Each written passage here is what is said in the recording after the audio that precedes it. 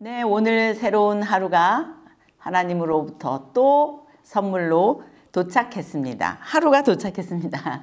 그래서 우리는 성경으로 하루를 또 시작해 보려고 합니다. 우리 어저께 사사시대를 조금 봤거든요. 또 읽으셨잖아요. 왠지 굉장히 어수선하죠. 어느 게 맞는 건지 알 수 없는, 어떻게 보면은 무법천지와 같은, 중국도 그렇고 서양의 역사 속에서 봐도 그렇고 일본도 그렇고 춘추 전국시대와 같은 영주들이 나타나서 이곳저곳에 나는 힘 있어 칼 빼들고 뭔가 백성들을 다스리려고 하는 그런 움직임 같은 거, 뭐가 어떻게 되는지 모르는, 좀 힘만 있으면은 구석구석에서 모이는 그런 형태가 있었다면 사사기도 약간 그런 분위기 같은 느낌이 들거든요. 근데 사실은 하나님께서 국민을 만드시고 법을 주시고 또 영토를 만드셔서 여기까지 온 상황이 그렇게 무법천지 같은, 그렇게 다른 세계 역사 속에서 있었던 것과 같은, 힘만 있으면은 공동체의 리더가 되는 과연 그런 행정 시스템일까요? 성경은 아니라고 말하는 거예요. 왜? 하나님이 왕이시고 하나님이 이미 룰을 주셨으니까, 법을 주셨으니까 그대로 잘 따라 행하기만 하면 무법천지가 아니라는 거죠. 완전히 아름다운 하나님의 통치가 있는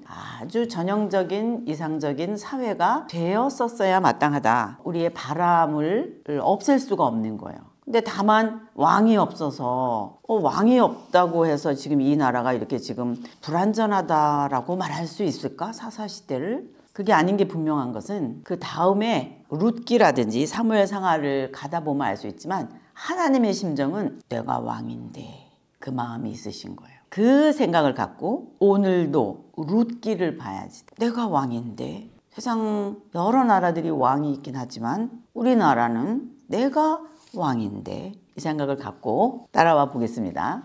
네, 룻기의 내용은 넉 장으로 되어 있는데, 네, 룻기는 엘리멜렉과 나오미라고 하는 부부가 두 아들과 함께, 여기 화면에 보시면 여기 모압 지방으로 내려가서 살다가 세 남자는 죽고 세 여자 살아남아서 다시 되돌아왔다. 어디로?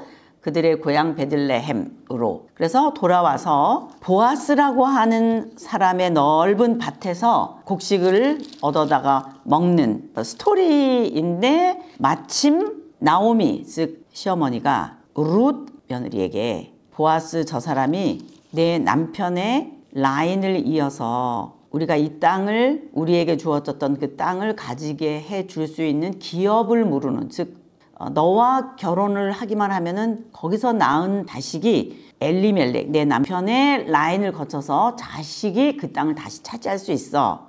그러니까 보아스랑 그렇게 결혼을 하는, 구원을 해주는, 우리의 가문을 다시 일으키게 해주는 그런 결혼을 하면 좋겠다. 그 스토리인 거예요. 그런 게 있나? 네, 신명기에 바로 그런 내용이 있어요. 이거를 고엘 제도라고 말해요. 구원자, 리디머, 구속자의 제도라는 뜻이거든요. 형제가 있었는데 죽었어요. 근데 아내는 있는 거예요. 그러면 다른 형제에게로 들어가서 결혼을 해서 아이를 낳으면 죽은 남편의 땅을 가질 수 있는 거예요. 그럼 계속 그 여자는 사회보장 제도와 같은, 오늘로 치면 그런 시스템으로 살아갈 수가 있는 거예요.